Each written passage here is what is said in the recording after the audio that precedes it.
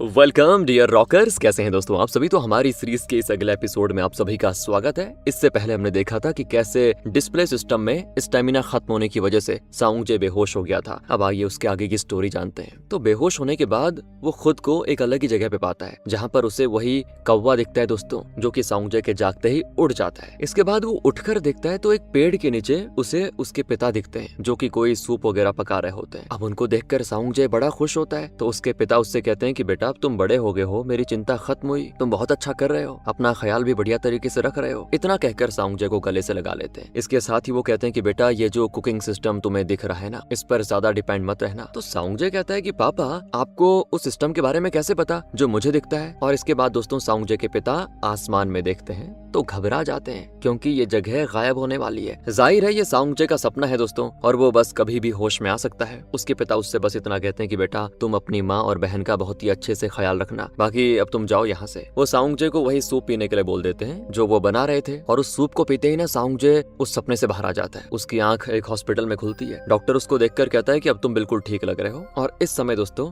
उससे मिलने के लिए एरिन आई होती है। वो देखती है कि साउंगजे बिल्कुल ठीक है। तब उसकी जान में जान आती कि चलो इसे कुछ हुआ नहीं है। साउंगजे एरिन से कहता है कि हाँ अब मैं अच्छा फील कर रहा हूँ, ठीक हूँ। मैंने काफी कोशिश करी उस फिश डिश को अच्छा बनाने की, पर मुझे लगता है कि मैंने फिर से सब कुछ खराब कर दिया। लेकिन एरिन बोलती नहीं नहीं ऐसा कुछ नहीं है, अरे तुम्हारी बनाई डिश खाकर तो सब एकदम पागल हो गए थे। और अब दिखाया जाता है कि जब कॉलिंस ने मीडिया के वहाँ पे मौजूद होने की वजह से साउंगजे की बनाई डिश खा ली, तो भाई उसके बाद तो वो अलग ही लेवल में चला गया। बहुत अच्छी लगी उसको वो। अब ये देखकर बाकी सभी ने जब ये डिश खाई तो वो भी उसको खाते ही सोच में पड़ गए कि वाओ यार क्या बढ़िया बनाया। सभी ने उस दिन बहुत ही अच्छा खाना खाया दोस्तों, और खुशी खुशी यहाँ से चले गए थे सब। और इसी फिश डिश की वजह से थॉमस साउंगजे और डोंगयुन को छुट्टी ऑफिशियली दे देता है। छुट्टी को सुनकर डोंगयुन तो बहुत ही खुश होता है। और फिर कॉलिंस और थॉमस वगैरह के जाने के बाद एडवर्ड स्टीव से कहता है कि जब तुम्हारे कुक्स इतना बढ़िया खाना बना सकते हैं तो वो बनाते क्यों नहीं है और टाइम, अक्सर बेकार की खाने की कंप्लेंट क्यों आती रहती है यहाँ से। अब इस पर बीच में एरिन बोल पड़ती है कि खाने की खराब क्वालिटी की वजह से, नहीं तो कुक तो बढ़िया ही है। यहाँ पर वो उनका सपोर्ट करती है कुक का। वो बस ये कहती है कि यहाँ पर खराब क्वालिटी की सब्जियां और प्रोडक्ट्स आ रहे थे, इसी वजह से कंप्लेन आई। ये सुनकर साउंगजे के मुंह से भी निकल पड़ता है कि पिछले हफ्ते जो अंडे आए थे वो सारे के सारे खराब थे। और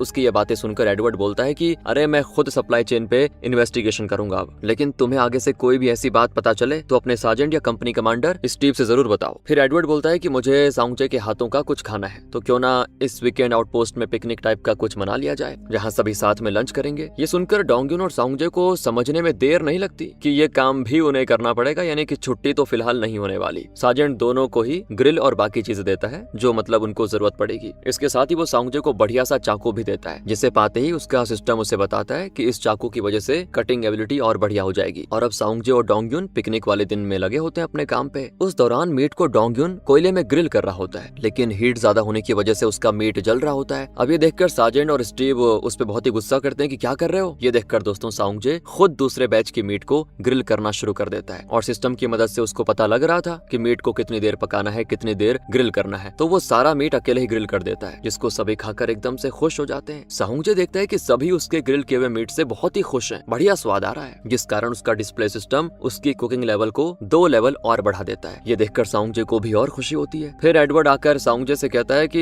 यार तुमने बहुत ही बढ़िया मीट ग्रिल किया, मजा आ गया, तुम्हें तो सीधा ऑफिसर्स मेस में ट्रांसफर कर देना चाहिए, वहाँ पर तुम काफी अच्छा सीखोगे। इतना कहकर एडवर्ड चला जाता है, और साउंगजे अब ऑफिसर्स मेस के बारे में डोंगयुन से पूछता है कि वहाँ पे क्या होता है ऐसा। डोंगयुन बताता है कि ऑफिसर्स मेस की सारी डिशेस 5 स्टार होती हैं, टेस्ट और क्वालिटी में कोई भी गुंजाइश नहीं रहती। साथ ही वहाँ का जो शेफ है ना, उसे कई कुकिंग अवार्ड्स भी मिले हुए हैं। अब दोस्तों इसके साथ कहानी डिनर की तरफ जाती है, जहाँ एडवर्ड, मिंजो, स्टीव, एरिन और सार्जेंट को खाने के लिए बुलाया जाता है। वहाँ के शेफ की बनाई डिश को टेस्ट करते हैं ये, और स्टीव बड़ा दंग रह जाता है, क्योंकि ये डिश खाते ही मुंह में उसकी घुल जाती बिल्कुल। इस पर वो एडवर्ड से इस डिश की बड़ी तारीफ करता है कि कमाल का बनाया है ये, जिस पर एडवर्ड उससे कहता है कि मैं सोच रहा हूँ क्यों ना साउंगजे को ऑफिसर्स मेस का कुक बना दिया जाए। अब इस पर दोस्तों स्टीव को कोई दिक्कत नहीं होती, पर वो कुछ कहता इसके पहले ही एरिन बोल पड़ती है कि साउंगजे एक नया सोल्जर है, उस पर इतना प्रेशर डालना ठीक नहीं होगा। तो एडवर्ड बोलता है कि ये उसके लिए अच्छा ही तो होगा, वो अपने से बेहतर लोगों के साथ रहेगा तो जल्दी सीखेगा, क्योंकि उसने तो ऑलरेडी सभी सीनियर ऑफिसर्स को अपने खाने से खुश कर दिया है ना, वो जल्दी रम जाएगा यहाँ पे। एरिन वापस बोलती है कि अगर मान लीजिए वो यहाँ आ भी गया, लेकिन क्या होगा अगर वो अच्छा परफॉर्म नहीं कर पाया, या वो यहाँ पे घुल मिल नहीं पाया, तो उसके बाद कहाँ भेजोगे उसको आप। उसकी इस बात पर सामने बैठा मिंजो भड़क उठता है, जिसको एडवर्ड पहले रोकता है कि भाई शांत हो जाओ। और फिर वो एरिन से बोलता है कि मैं समझ रहा हूँ तुम कहना क्या चाह रही हो, तुम्हें हमने गैंगलिंग आउटपोस्ट भेजा इसलिए तुम दुखी हो ना, पर एक बात याद करो, जब तुम यहाँ हेडक्वार्टर में मेजर इम के साथ थी तो क्या हुआ जानती हो ना? उस मेजर इम के कारण कितने सारे लोगों की जान को खतरा हो गया था, पता है ना? और तुम्हें लगता था कि वो सही है ना? दोस्तों, यहाँ किस मेजर इम की बात हो रही है ये हमें आगे पता चलेगा, और एरिन का उसके साथ क्या सीन था वो भी आगे पता चलेगा। लेकिन मेजर इम का नाम सुनते ही एरिन वॉशरूम में चली जाती है और उसे वो पल याद आ जाता है जब वो मेजर इम से आखिरी बार मिली थी और उसे मेजर इम ने एक बार समझाया था कि देखो एरिन, तुम्हें हमेशा उनकी मदद करनी होगी जिनको मदद की जरूरत होगी। तो एरिन दोस्तों अब यहाँ से जब बाहर आती है ना तो उसको स्टीव समझाता है कि एरिन, तुम्हें माहौल देखकर बात करनी चाहिए। अरे कुछ भी बोली जा रही थी उस समय तुम। इस तरह ये मामला शांत होता है। अगली सुबह जब डोंगयुन और साउंगजे सप्लाई का राशन और सब्जियां जब अंदर रख रहे होते हैं तो साउंगजे देखता है कि सब्जियां और बाकी चीजों की क्वालिटी काफी खराब है और वो इस बारे में डोंगयुन से भी कहता है। तो डोंगयुन बोलता है कि भाई इन सब पचड़ों में मत पड़ो यार, चुपचाप अपना काम करो ना। लेकिन दोस्तों साउंगजे को अपनी शेफ आई वाली एबिलिटी से दिख रहा है कि क्या चीजें खराब है क्या सही है। सब्जियां तो भाई अलग ही गंदी क्वालिटी की होती हैं। इसी बीच वहां पर एरिन आकर दोनों की बातें सुनकर समझ लेती है कि ये खराबी निकाल रहे हैं चीजों में, तो वो खुद चेक करती है चीजों को, तो उनकी क्वालिटी सच में अच्छी नहीं होती। और फिर वो इस बारे में सप्लाई लाने वाले से भी कहती है, उससे बता देती है वो कि देखो मैं इस बारे में अब सीनियर से कंप्लेन करूंगी। और इस पर दोस्तों वो सप्लाई डरने के बजाय ये कह देता है कि अरे तुम्हें जिससे कंप्लेन करनी हो कर लो, ये आर्मी कैंटीन है, कोई 5 स्टार होटल नहीं, मुझे जैसा पैसा मिलेगा वैसा ही माल लेकर आऊंगा ना। इतना कहकर वो भी चला जाता है। साउंगजे दोस्तों अब रोज छोटे मोटे सिस्टम के टास्क पूरे करके अपनी एबिलिटी बढ़ाता रहता है। वो अपनी शेफ आई से देखकर सब्जियों के उन हिस्सों को निकाल लेता है जो कि खराब होते हैं। साथ ही बीते हुए दिनों के साथ उसकी कटिंग करने की जो स्पीड है वो भी बढ़ जाती है। इसी बीच एक रात डोंगयुन साजन को किसी से बात करते हुए सुनता है जिसमें वो ये कह रहा है कि साउंगजे की वजह से ही डोंगयुन की छुट्टी अप्रूव हुई है, पता है क्या? और साउंगजे की वजह से ही डोंगयुन की तारीफ हो रही है आजकल। नहीं तो हम लोग तो जानते हैं कि डोंगयुन कितना गंदा खाना बनाता था। ये तो बस साउंगजे ही है जिसकी वजह से यहाँ के सोल्जर्स का मूड अच्छा रहता है उसका खाना खाकर। दोस्तों जब डोंगयुन ये बातें सुनता है ना तो बेचारे को बहुत ही बुरा लगता है और इसी गुस्से में जाकर किचन में काम करने लग जाता है। और जब साउंगजे उससे कहता है कि लाओ ये काम मैं कर देता हूँ, तो अब डोंगयुन को उस पर बड़ा गुस्सा आता है। कहता है मैं कर दूंगा खुद ही। लेकिन यहाँ पर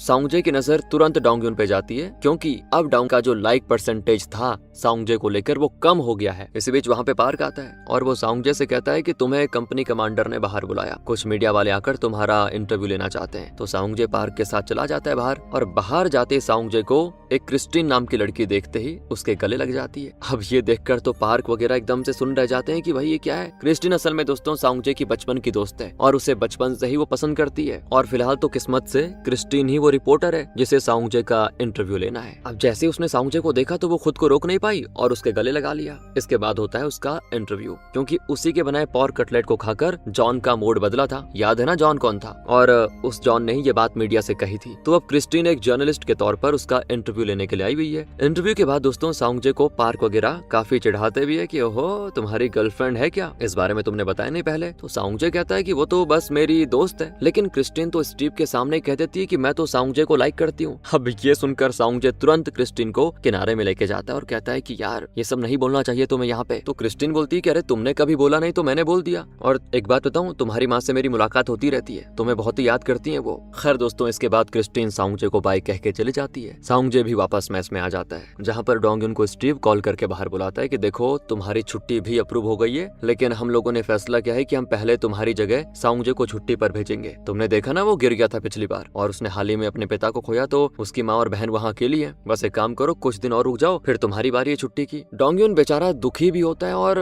गुस्सा भी, लेकिन वो क्या ही कर सकता है। वो बस इतना कहता है कि पहले मेरा कोई रिप्लेसमेंट नहीं था और अब जब है तो उसे पहले छुट्टी दी जा रही है। बढ़िया है, ठीक है। इधर साउंगजे को पार्क और उसी बैरक के बाकी लोग पैसे कंट्रीब्यूट करके देते हैं ताकि साउंगजे इन पैसों से अपनी माँ और बहन के साथ एंजॉय कर पाए छुट्टियों में। सभी उसके लिए इतना कर रहे हैं, ये देखकर साउंगजे को बेचारा रोना आ जाता है। फिर क्या था, तुरंत एरिन से इजाजत लेकर निकल जाता है अपने घर के लिए। अब वो होता है दोस्तों बस में, तो उसका सिस्टम उसे बताता है कि इस आउटपोस्ट से निकलते ही तुम अपनी कुकिंग स्किल्स का इस्तेमाल नहीं कर पाओगे, मतलब इस आउटपोस्ट के बाहर उसका सिस्टम काम नहीं करेगा। खैर दोस्तों साउंगजे जल्दी अपनी माँ के फूड ट्रक के पास पहुंच जाता है जहाँ वैसे एक भी कस्टमर नहीं आया हुआ है। असल में क्या था ना, साउंगजे के पिता बहुत ही अच्छा और स्पाइसी राइस केक बनाते थे। उनके जाने के बाद साउंगजे की माँ वो स्वाद नहीं लेकर आ पा रही है, इसलिए कस्टमर बहुत ही कम हो गए, बल्कि फिलहाल तो बंद हो गए हैं। वो अपनी माँ से कहता है कि तुम जो बनाती हो मुझे भी दे दो जरा। तो साउंगजे जब उसको टेस्ट करता है तो समझ जाता है कि कस्टमर क्यों नहीं आ रहे। अब वो अपनी माँ से कहता है कि थोड़ा सा मैं इसको खुद बना के देखूं क्या। लेकिन दोस्तों यहाँ पर साउंगजे का डिस्प्ले सिस्टम और स्किल काम नहीं करेंगी, इसीलिए वो अपने हिसाब से राइस राइस केक की डिश बनाता है। इतने में आ जाती है उसकी बहन और फिर साउंगजे अपना बनाया हुआ राइस केक खाता है तो उसे इतना घटिया लगता है कि क्या बोले। उसकी बहन भी कहती है कि अरे बहुत अजीब बना है। खैर दोस्तों, इसके बाद फैसला होता है कि आज साउंगजे के आने की खुशी में घर में कुछ बढ़िया बनेगा। और यहाँ आउटपोस्ट में साउंगजे के जाने के बाद बेचारा डोंगयुन बहुत ही परेशान होता है, क्योंकि वो फिलहाल साउंगजे से बहुत ही अच्छा खाना बनाना चाहता है, इसलिए करता है रोज कुछ न कुछ ट्राई, जिस कारण सभी सोल्जर्स मैस के खाने को ही बंद कर देते हैं, क्योंकि फिलहाल तो नई चीजें एक्सपेरिमेंट की जा रही हैं तो उनको मजा ही नहीं आता। वहीं इधर साउंगजे खाना खाते वक्त अपनी माँ के लिए खुद से ग्रिल कर रहा होता है, लेकिन नहीं कर पाता। उसकी बहन कहती है कि अरे इतनी जल्दी नहीं पलटते मीट को, मैं तो घर में बना खाना खाकर बोर हो गई हूँ, काश होटल में जाकर कुछ अच्छा खा पाती। और उसकी ये बातें सुनकर साउंगजे अपनी बहन को थोड़े पैसे देते हुए कहता है जाओ दोस्तों के साथ बाहर खा के आ जाओ। और ये वही पैसे हैं दोस्तों जो पार्क और उसके लोगों ने साउंगजे को आते वक्त दिए थे। इन पैसों में से जो थोड़े पैसे बचते हैं वो साउंगजे अपनी माँ को दे देता है कि इनसे घर में देख लेना खर्चा वगैरह। और फिर ये देखकर साउंगजे की बहन भी अपनी माँ को अपने हिस्से के पैसे दे देती है ताकि कुछ हो जाए घर में बढ़िया सा। माँ के हाथों को देखकर साउंगजे रात में सोच में पड़ जाता है कि मैं इस डिस्प्ले सिस्टम को आउटपोस्ट के बाहर क्यों नहीं इस्तेमाल कर सकता। मैं अपनी माँ की मदद करना चाहता हूँ, क्योंकि अपनी माँ के हाथों को देखकर उसको दया आ जाती है ना, काम कर करके थोड़े वैसे हो जाते हैं वो। इतने में उसका डिस्प्ले सिस्टम खुलता है और पता चलता है कि इस सिस्टम को आउटपोस्ट वाले आइलैंड के बाहर इस्तेमाल करने के लिए उसे एडवांस्ड लेवल का शेफ बनना होगा, जिसका रास्ता भी काफी लंबा है। दूसरी तरफ हमें एरन को दिखाया जाता है जो कि सप्लाई करने वाली कंपनी के बारे में पता करती है। तो पता चलता है कि ये किस तरह का कोई स्कैम चल रहा है। फूड सप्लाई में कोई भी शिकायत होने पर बस कंपनी को बदला जा रहा है, कंपनी बदल रही है, बाकी माल वही आ रहा है जो पहले आता था एक ही जगह से, मतलब। तो वो इन्वेस्टिगेट करती है और ये सारी शेल कंपनीज बस पेपर्स में ही एग्जिस्ट करती हैं, रियल में नहीं। इस बारे में पता चलते ही वो स्टीव से इस बारे में बताती है। तो स्टीव कहता है कि तो देखो, अगर कुछ चीजों में तुम ना पढ़ो तो ये तुम्हारे लिए अच्छा है और ये तुम्हारा काम भी नहीं है वैसे। लेकिन स्टीव के मना करने के बावजूद एरिन मन ही मन फैसला करती है कि मैं तो चुपचाप नहीं बैठूंगी, इसके पीछे जो भी है उसका नाम सामने लेकर आऊंगी। और उधर मैस में नई चीजें ट्राई करने के चक्कर में डोंगयुन ने किचन को युद्ध भूमि बना दिया होता है। अब ये देखकर सार्जेंट को पहले तो गुस्सा आता है, कहता है कि देखो तुम साउंगजे की बराबरी नहीं कर पाओगे, इसलिए नॉर्मल खाना बनाओ बस। इसके साथ ही सार्जेंट डोंगयुन को एक बहुत ही महंगा मीट देते हुए कहता है कि देखो इसे थॉमस सर ने भेजा है और इसका तुम खास ध्यान रखो, जब साउंगजे आएगा तो उससे मैं कुछ बनाने के लिए कहूंगा। ये सुनकर डोंगयुन तो और चिढ़ जाता है, कहता है कि हर चीज साउंगजे बना सकता है क्या, मैं भी खुद को साबित करके दिखाऊंगा, अरे मेरा एक्सपीरियंस उससे ज्यादा है। इस तरफ साउंगजे को अपने पिता की रेसिपी बुक मिल जाती है जिसमें वो अपना हर सीक्रेट लिखा करते थे, यानी कि वो कहाँ से सब्जियां खरीदते हैं और किसी भी चीज की क्वालिटी को कैसे पहचानते हैं। उस डायरी के अनुसार पढ़कर साउंगजे अपनी माँ के साथ मार्केट में एक राइस केक की दुकान में जाता है, जहाँ पर उसके पिता भी जाया करते थे अपने टाइम में। इसके बारे में उन्होंने डायरी में लिखा हुआ है। इस जगह पर साउंगजे और उसकी माँ को एकदम फ्रेश राइस केक मिल जाता है, जिन्हें टेस्ट करके दोनों बड़े खुश। इसके बाद दोस्तों उसकी माँ को एक शॉपकीपर पहचान लेता है, क्योंकि वो शॉपकीपर उनके पति को जानता था। यहाँ पर वो साउंगजे को सब्जियां चुनना बताता है, किस तरह चुनी जाती है। वो कहता है कि फल और सब्जियां देखकर नहीं बल्कि हाथ में लेकर चेक करनी चाहिए। तुम्हारे पापा को ये बहुत अच्छे से पता था। अब ये सारा सामान लेकर फूड ट्रक में आते हैं, जहाँ साउंगजे फिर से राइस केक डिश बनाने की कोशिश करता है, लेकिन कोई फायदा नहीं होता। डिश तो अच्छी बनी होती है, पर साउंगजे को इस डिश में अपने पिता वाला स्वाद चाहिए, क्योंकि उनकी बनाई डिश में थोड़ा मसालेदार के साथ एक मीठा स्वाद भी आता था, मतलब तीखापन भी होता था और मीठा भी कुछ। साउंगजे को वही स्वाद चाहिए। इतने में वहाँ पे क्रिस्टीन आ जाती है, जिसको देखते साउंगजे की माँ उसे जबरदस्ती क्रिस्टीन के साथ कहीं बाहर रेस्टोरेंट में खाने भेज देती है। अब साउंगजे उसके साथ एक रेस्टोरेंट में पहुंच जाता है दोस्तों, जहाँ पर वही राइस केक वाली डिश मिल रही होती है। अब क्योंकि यही चीज साउंगजे की माँ भी सेल करती है, लेकिन यहाँ पर उस डिश को खाने के लिए बहुत भीड़ होती है, तो साउंगजे भी क्रिस्टीन के साथ उस रेस्टोरेंट में खाने चला जाता है। और ये रेस्टोरेंट टॉम नाम के एक बहुत ही स्ट्रिक्ट ड्यूटी से डिस्चार्ज ले चुके फौजी का होता है। टॉम की बनाई राइस केक वाली डिश साउंगजे को बहुत ही अच्छी लगती है, इसीलिए जब टॉम शाम को घर जाने लग जाता है तो साउंगजे उसके पास आता है और कहता है कि मुझे आपसे आपकी राइस केक वाली डिश सीखनी है। तो टॉम बोलता है, मुझे पागल समझते हो क्या, जो मैं अपनी डिश का सीक्रेट तुम्हें बता दूं ऐसे ही और कहीं तुम अपना धंधा शुरू कर दो। तो साउंगजे कहता है कि मेरे पिता की मौत के बाद मेरी माँ अपने फूड ट्रक में उसी डिश को बेचती है, लेकिन कोई कस्टमर नहीं आ रहा है। मैं वादा करता हूँ कि आपसे सब कुछ सीख कर मैं इस डिश को बस अपने हिसाब से बनाऊंगा, बाकी इसके बदले में कोई भी काम करूंगा। मैं भी आर्मी में हूँ और अपनी लीव से पहले मैं ये सीखना चाहता हूँ। तो टॉम उससे कहता है कि तुम सोच लो, मेरे लिए कोई भी काम करोगे बता रहा हूँ। साउंगजे कहता है कि हाँ मैं कुछ भी करूंगा। बस दोस्तों टॉम उसको पहले चीजों को बहुत ही अच्छे से कट करना और साथ ही अच्छी तरह फ्राई करना सिखाता है, और वो जल्दी से बहुत बढ़िया तरीके से सीख भी जाता है। और इसमें दोस्तों साउंगजे की मदद क्रिस्टीन भी करती है। वो टॉम के रेस्टोरेंट में एज अ वॉलंटियर वेटरेस का काम करती है, ताकि टॉम साउंगजे को बहुत ही अच्छे से सब कुछ सिखा पाए। और साउंगजे भी क्रिस्टीन को इस मदद के लिए थैंक यू बोलता है, और आज पहली बार उससे वो अच्छे से बात करता है, पता है, उसका हाथ पकड़ कर चलता भी है। क्रिस्टीन बड़ी खुश होती है कि वाह यार मजा आ गया।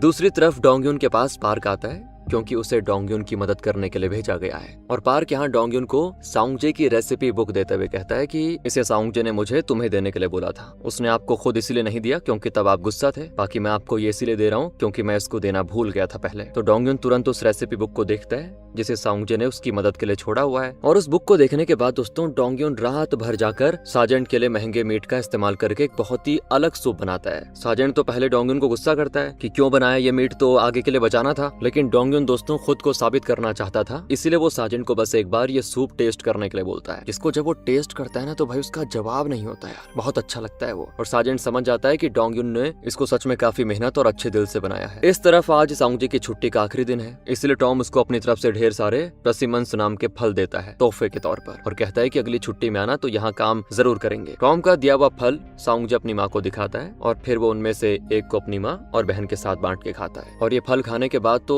उसको इसका टेस्ट कुछ जाना पहचाना सा लगता है दोस्तों। फिर क्या था, वो जल्दी से ये डालकर राइस केक वाली डिश बनाता है और इस बार इस डिश का टेस्ट बिल्कुल वैसा ही होता है जैसे कि साउंगजे के पिता बनाते थे। और आखिरकार साउंगजे ने बिना अपने सिस्टम की मदद से अपने पिता की रेसिपी बना ली, यानी कि उसके पिता वही फल डालकर उसमें उस तरह का टेस्ट लेके आते थे। और इस रेसिपी की वजह से साउंगजे की माँ के फूड ट्रक पर कस्टमर्स की लाइन लग जाती है। इसी के साथ वो वापस गैंगलिंग में आ जाता है, जहाँ आते ही उसका वापस से वो कुकिंग डिस्प्ले सिस्टम एक्टिवेट हो जाता है। और साउंगजे अब इतना तो समझ चुका होता है कि वो इस सिस्टम के दिए हुए टास्क को जितनी जल्दी पूरा करेगा उतनी ही जल्दी वो लेजेंडरी शेफ बनने के रास्ते में आगे बढ़ेगा और सिस्टम के दिए हुए एक्सपीरियंस पॉइंट्स उसको काम आएंगे। साउंगजे वापस आते ही ड्यूटी ज्वाइन करता है और तभी डोंगयुन को पता चलता है कि एक जरूरी ट्रेनिंग एक्सरसाइज की वजह से डोंगयुन तो क्या सभी की छुट्टियां कैंसिल हो चुकी हैं और इस ट्रेनिंग एक्सरसाइज को पूरा करने के बाद ही कोई छुट्टी पे जा पाएगा। तो ये खबर सुनकर डोंगयुन सार्जेंट के गले लगकर बहुत रोता है कि मेरी किस्मत ही फूटी हुई है। बाकी ये जो ट्रेनिंग है इसमें वाइपर नाम की टीम सबसे अच्छी और काबिल है, उन्हें इस ट्रेनिंग के दौरान हरा पाना काफी मुश्किल होगा। साउंगजे को भी सिस्टम उसका अगला टास्क देता है कि उसे अपनी टीम को इस ट्रेनिंग में अच्छा परफॉर्म करने में मदद करनी होगी और इस टास्क को पूरा करने के साथ ही साउंगजे को अगले एक हफ्ते तक डबल एक्सपीरियंस पॉइंट्स मिलेंगे, यानी अगर उसने कर दिया तो फायदा तो है। इसी के साथ सभी लोग ट्रेनिंग के लिए तैयारी करना शुरू कर देते हैं। पार्क साउंगजे को वाइपर टीम के बारे में बताता है कि वो तो बहुत ही खतरनाक है, आज तक उन्हें इस एक्सरसाइज में कोई भी हरा नहीं पाया। अब इस ट्रेनिंग एक्सरसाइज से पहले साउंगजे मैस में एक बढ़िया सी डिश फ्राई करके बनाता है जिसको खाकर डोंगयुन अपना पूरा गुस्सा भूल जाता है दोस्तों। लेकिन अब डोंगयुन और साउंगजे के लिए असली परेशानी तो शुरू होती है, क्योंकि इन्हें इस ट्रेनिंग में ठीक किसी युद्ध जैसी सिचुएशन की तरह जंगल में खाना बनाना होगा। इन्हें एक भारी भरकम ट्रेलर दिया जाता है जिसका स्टोव जलाना अपने आप में ही सबसे कठिन काम है। खाना बनाना तो बहुत ही दूर की बात है दोस्तों। अब इस ट्रेनिंग के नियम एरिन सभी को बताती है, क्योंकि ये बस एक एक्सरसाइज है लेकिन इसको काफी सीरियसली लेना पड़ेगा। सभी के हाथ पर एक सेंसर बैंड लगाया जाएगा। अगर कोई भी सोल्जर किसी दूसरे सोल्जर पे निशाना लगाकर ट्रिगर दबाता है तो रेंज में होने पर इस बैंड का सेंसर एक्टिवेट हो जाएगा और जिस सोल्जर पे निशाना लगाया गया है उसका बैंड बताने लगेगा कि उसकी मौत हो चुकी है। समझ गए ना दोस्तों? यानी कि इस तरह से दो टीम्स एक दूसरे को हराने के लिए लड़ेंगी। इस तरह करके सोल्जर्स मरते जाएंगे और जो मर गए हैं वो वापस नहीं आएंगे। बाद में जिसकी टीम ज्यादा किल करेगी वो विनर होगी। अब इनको वाइपर टीम के खिलाफ ये एक्सरसाइज पूरी करके जीतनी है। इस ट्रेनिंग में दोस्तों एडवर्ड भी स्टीव के साथ रहता है। तो जंगल में ये लोग एक अपना बेस कैंप लगाते हैं। बाकी ट्रेलर के स्टोव को किसी तरह जलाकर साउंगजे और डोंगयुन चिकन की एक डिश बनाते हैं, मगर साउंगजे का सिस्टम बताता है कि ये डिश अच्छी नहीं बनी है, इसकी रेटिंग बस 1 स्टार है। अब साउंगजे को लगता है कि शायद इसको बनाते वक्त स्टोव की जो हीट है वो कुछ कम ज्यादा हो गई होगी, एक मीडियम पे नहीं रही होगी। अब ये चिकन डिश खाकर एडवर्ड समेत सभी सोल्जर्स को फूड पॉइजनिंग हो जाती है और सभी का पेट खराब हो जाता है। ऐसा खाना बनाने के लिए स्टीव साउंगजे और डोंगयुन को डांटता भी है, लेकिन अब शायद कोई फायदा नहीं होने वाला। इनको ये ट्रेनिंग कैसे भी करके पूरी करनी होगी और जल्दी इस खाने की वजह से ज्यादातर सोल्जर्स को वाइपर टीम एलिमिनेट कर देती है, क्योंकि इन सभी की तबीयत बहुत ही ज्यादा खराब हो चुकी है। वो ट्रेनिंग पे ध्यान नहीं दे पाते। अब बस स्टीव की टीम के पास आधे से भी कम सोल्जर्स बचे हुए हैं। साथ ही इनके बेस कैंप का भी वाइपर को पता चल गया, तो स्टीव सभी को यहाँ से थोड़ी दूर जाकर एक दूसरा बेस कैंप बनाने को बोलता है। सभी यही करते हैं। साउंगजे देखता है कि आज के खाने की वजह से सभी को हिम्मत टूट रही है। उसे अपनी शेफ आई के जरिए साफ दिख रहा होता है कि कैसे सभी की स्ट्रेंथ का परसेंटेज गिर रहा है। उसे किसी भी तरह इसे वापस बढ़ाना होगा। साथ ही साउंगजे को याद आता है कि उसने अपनी शेफ आई से देखा था कि उनके बनाए खाने में कमी नहीं थी, बल्कि फूड पॉइजनिंग की असली वजह कुछ और ही थी। हाँ दोस्तों, इसी बीच एक जगह हेनरी पहरा दे रहा होता है पार्क के साथ, और तभी उनको एक आदमी दिखता है जो कि सिविलियन होता है और वो यहाँ पे कूड़ा वगैरह उठाने के लिए आया हुआ है। उसको देखकर हेनरी उसको अंदर जाने देता है। लेकिन जब उसको अंदर साउंगजे अपनी शेफ आई के जरिए देखता है तो उसकी स्ट्रेंथ बड़ी भी होती है। ये देखकर साउंगजे को शक होता है कि इतनी स्ट्रेंथ हमारे सोल्जर्स की तो नहीं हो सकती। उसे शक होता है और वो उस आदमी को गन तान के रोक देता है। तभी वहाँ पर एरिन आ जाती है और तब जाकर पता चलता है कि ये कोई सिविलियन नहीं बल्कि वाइपर टीम का सोल्जर है, जो कि यहाँ पर घुसकर सभी को एलिमिनेट करने आया हुआ है। ये सब अब हेनरी की वजह से हुआ है दोस्तों, इसलिए उसको काफी डांट पड़ती है क्योंकि उसने काम चोरी करी, मतलब लापरवाही दिखाई। और फिर उनसे कहा जाता है कि ये सब खत्म होने के बाद उन्हें रिटर्न में अपॉलॉजी मांगनी पड़ेगी। और अब हेनरी उसका जिम्मेदार दोस्तों साउंगजे को समझता है, क्योंकि साउंगजे ने ही पता लगाया कि वो आदमी दूसरी टीम का था। तो इसमें हेनरी को थोड़ी चिढ़ होती है कि मेरी चोरी पकड़ी गई, मतलब चोरी तो नहीं बोलेंगे कि मेरी लापरवाही पकड़ी गई साउंगजे की वजह से। इसलिए वो फैसला करता है कि इससे बदला लेना पड़ेगा। बाकी इस दौरान अभी भी एडवर्ड की तबीयत ठीक नहीं होती। कुछ देर के बाद दोस्तों स्टीव को पता चलता है कि वाइपर टीम ने इनकी राशन वाली गाड़ी को रोक लिया और उस पर कब्जा कर लिया है, जिसके साथ हम वाइपर टीम को देखते हैं जिनके आधे लोग राशन की गाड़ी के पास रुके हुए हैं और आधे आगे बढ़ते हैं स्टीव की टीम की तरफ ताकि उनको जल्दी खत्म कर दे। इस तरफ राशन या खाना न होने की वजह से सोल्जर्स को हीट पाउच से गर्म करके इंस्टेंट नूडल्स खाने पड़ रहे होते हैं, जो देखकर साउंगजे समझ जाता है कि अब मुझे ही कुछ करना पड़ेगा, क्योंकि उसका सिस्टम ये कह रहा होता है कि राशन की गाड़ी के राशन से ही सभी सोल्जर्स का पेट भरेगा और तभी उनकी स्ट्रेंथ वापस आएगी। इसीलिए वो एरिन से जाके कह देता है कि हम सीधा राशन की गाड़ी पे हमला क्यों नहीं कर देते। उसका ये आइडिया एरिन को सही लगता है और वो इस बारे में सार्जेंट को बताने जाती है। तो सार्जेंट सभी के साथ सीधा रात में राशन की गाड़ी पे हमला करके वहाँ पे मौजूद सभी वाइपर सोल्जर्स को एलिमिनेट कर देता है, जिस कारण इनको कुछ राशन मिल जाता है। ये जितना हो सके उतना खाने की चीजें अपने बेस कैंप तक पहुंचा लेते हैं। पर अगली सुबह होते ही एरिन को स्टीव के साथ एडवर्ड की भी खरी खोटी सुननी पड़ जाती है, क्योंकि उसने बिना अपने सीनियर्स को इन्फॉर्म किए राशन की गाड़ी पे हमला करने का फैसला किया था ना। एडवर्ड बोलता है एक बात बताओ, अगर ये सच का युद्ध होता तो तुम्हारा ये फैसला हम पे काफी भारी पड़ सकता था, इसीलिए आगे से याद रखो ऐसी भूल नहीं होनी चाहिए। एरिन भी समझ जाती है कि वो कुछ भी कर ले लेकिन एडवर्ड उसकी गलतियां निकालता ही रहेगा। हर बार का ऐसा ही होता है एरिन के साथ। खैर साउंगजे और डोंगयुन सभी के लिए राइस बॉल बनाते हैं, जो देखने में काफी अजीब होती है वैसे, इसलिए उसे कोई खाता नहीं। बाकी हेनरी तो उस राइस बॉल को फेंक देता है, जो जाकर एक सुरंग में गिर जाती है और उसमें वाइपर टीम के सिपाही बैठे होते हैं जो इन्हीं की तरफ बढ़ रहे होते हैं और उनको ये राइस बॉल देख के एहसास हो जाता है कि स्टीव की टीम पास ही में है। तो साउंगजे जब देखता है कि राइस बॉल किसी को पसंद नहीं आ रहा तो वो